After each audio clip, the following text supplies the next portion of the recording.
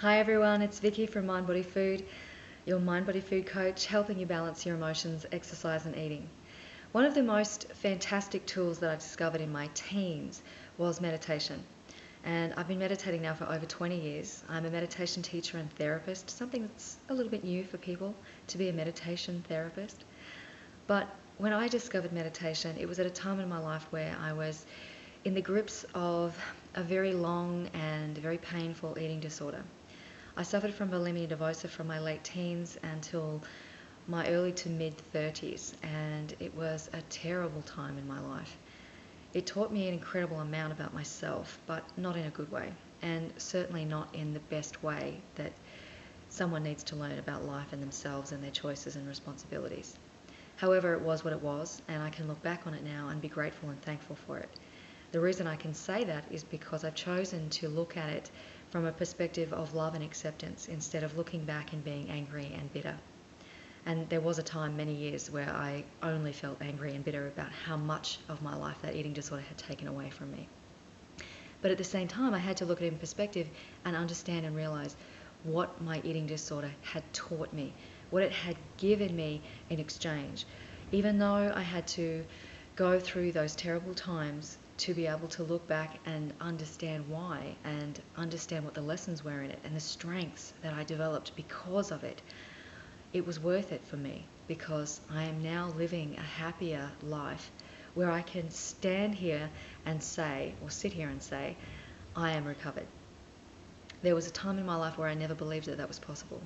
And I was in my recovery for a few years before I could get to a point where through all of those ups and downs and ups and downs and ups and way downs, every time I relapsed, every time I had those terrible thoughts, every time I fought with myself in my mind, if I could eat something and what would it do to me if I did eat it? No, I can't have that. It's forbidden. And that if I'm going to have that and I'm going to throw it up, then I'm going to have all this other food that I've been thinking about and denying myself as well because I'm going to get rid of it anyway. It's really a terrible way to be thinking. So I'm sure that a lot of you watching this who have suffered from eating disorders or other sort of addictive behaviors, these habits, and they are habits, they're learned habits, they're ways of coping. But it's not the only way to cope. It just feels like it at the time. These things can teach us something. They can teach you a little bit more about yourself and what you are capable of, and not what you've just endured and what it's taken away from you. An eating disorder doesn't define you. It doesn't tell the world that this is all you are or this is who you are. It just is, but it's not really you. It's a part of you, yes, but it's not who you are. So it's a good way to look at it as this is my healthy self, and maybe I've lost sight of that, but this is my eating disorder self. And this part of me, this eating disorder self, isn't in my best interest. And if you really ask yourself, which part of me, which inner voice is it that is in my best interest? Which inner voice seems to be wanting the best for me, seems to be sticking up for me, and maybe getting lost in the voices of the other part of me that really is trying to dominate and take over? And if you can be honest with yourself, you might realize that those voices, those inner thoughts that you're having, that I don't want to do this anymore, there has to be something better than this. I hate feeling like this. I want more to life. There has to be more to life. Those words, those are the very words from your healthy self trying to speak to you and have you listen, that they want more for you. They want a healthier life for you. They want you to make better choices. They want you to listen to that part of you that really truly loves and cares for you. Because your eating disorder self is a bit selfish. Your eating disorder self wants to keep you hostage to be able to continue behaving the way that feels safe. It might feel safe, but it's still scary, and it still isn't the best way to try and deal with the way that life is. Life's crap, life's shit. Sometimes life just happens and we don't understand why. We can ask all the questions in the world, and sometimes things happen to us and they're tragic and they're terrible and they are traumatic. But how many years do you want to give that initial incident, accident, occurrence, thought, belief, person? How many years do you want to continue to suffer because of that? Because your eating disorder self is going to take you through as many years as it takes to really overtake you. And it's your healthy self that's trying to say, I don't want this anymore. I want to feel better. I want to feel happy. I want to wake up in the morning and feel like I want to be here and not be wondering, when the hell is this day going to end? Or when am I going to take it? The beautiful thing that I learnt very early on that helped me throughout my eating disorder, which is just one tool of an incredible amount of tools that you could try. Just one tool was using meditation, specifically visualization. What you think, what you believe, those are the things that are shaping what your mind creates in it. And sometimes our minds are so stuck in the past, our minds are so stuck in the future, worrying about things that have already happened, planning things that we want to do in the future. And when it comes to eating disorders, we're often worrying about the things that we don't like that we did, that we don't like that we ate, the food that we ate, and we're stressing about it. And our mind's constantly going over and re-going over that stress. And every time we think about it and bring it into our mind, our body is experiencing that stress just all over again. And it's creating that stress response within us. And our body is just full of stress hormones.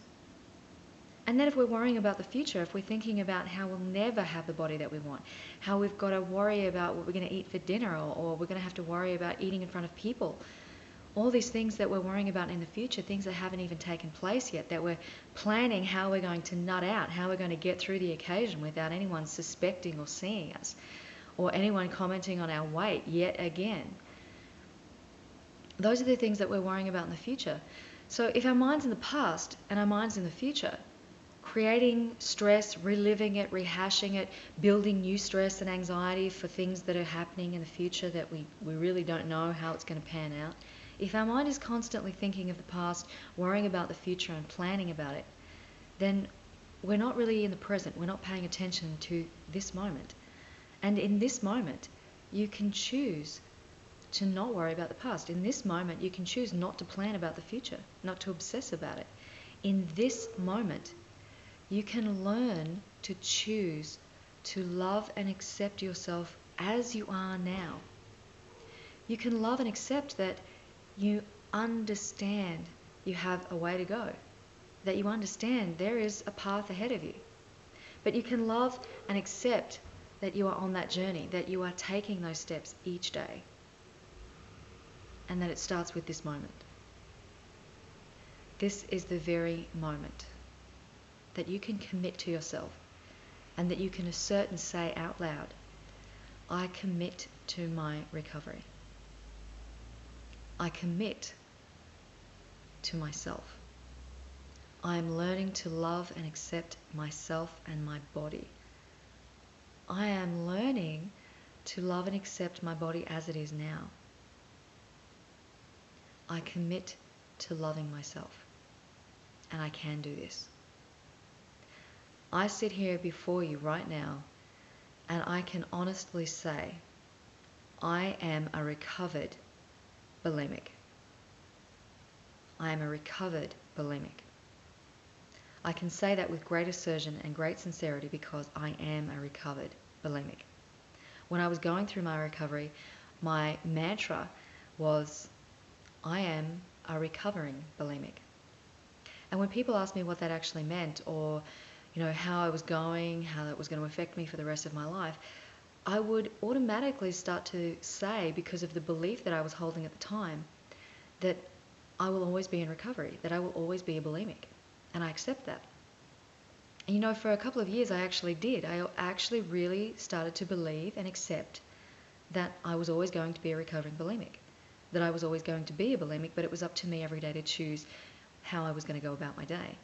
That put a tremendous amount of pressure on me, but it also limited my thinking. It limited the possibility for myself in my own life, because I chose to assert and believe that I was always going to be a recovering bulimic.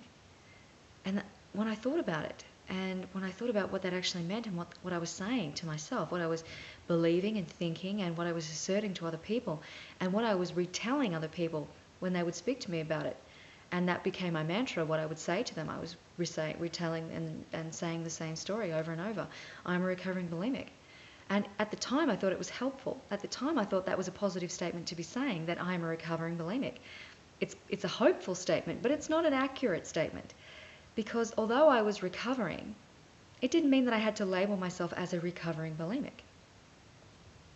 So you can start to understand and see that your thoughts and the way that you use them, the words that you choose, and the statement that you choose to put together to create what it is that you're going through and what stage you're at, that really has an ability to shape your beliefs of what is possible for you. And it also has the ability to rein in what's possible for you by limiting the potential that you are choosing to see for yourself. By saying that I was a recovering bulimic, that I would always be a bulimic, but it was up to me to choose every day, that was a lot of pressure to put on myself that, yes, I believed every day I would have to choose about whether I was going to eat something and what I was going to do with it after, if I was going to keep it down or if I was going to go and throw it up. And that was too much pressure, way too much pressure. But by saying I am recovered and choosing to believe that it is possible that one day I can actually say and mean I am fully recovered, then that gives me a much wider scope to be able to say and feel, think and believe that I am fully recovered and that I could possibly actually be one day fully recovered. So now I sit ahead of you, this is a couple of years later, and I'm able to sit here and say I am recovered. And I feel good about that. I feel good knowing that I am fully recovered. I can look back at my life and I can appreciate it for what it gave me, for what it taught me. And now I know that ahead of me, there is a completely brand new life waiting for me. Going from that stage in my life, coming to this one, and now seeing a future without any of those worrying thoughts about my weight, about food, about what people are thinking about me, about whether I'm going to fit in, whether I can fit into clothes. I don't have any of those worrying thoughts anymore. A couple of times, I might look in the mirror first thing in the morning and, yeah, okay, I need to work on some things. However, even though there are some things I'd like to work on, I still love and accept myself as I am now. And that's a wonderful feeling and a wonderful statement to be able to assert to yourself looking into your eye in the mirror. It's a wonderful feeling to have from that and know that every day I can choose to think that. Every day I can choose to think my thoughts. So, this is just a little teaser about what I have gone through and the things that have gone through my mind going through my recovery. And the very thing that started it off was meditation and visualization. That's coming soon in the next video. Have a great day. Take care of you. Make sure to listen to your own mind, to love and accept and embrace your own body as it is now, and to nourish your spirit with good positive thoughts. And join us on Facebook, Mind Body Food. Follow us on Twitter, Mind Body Food Oz, or visit us at the website mindbodyfood.net. Take care.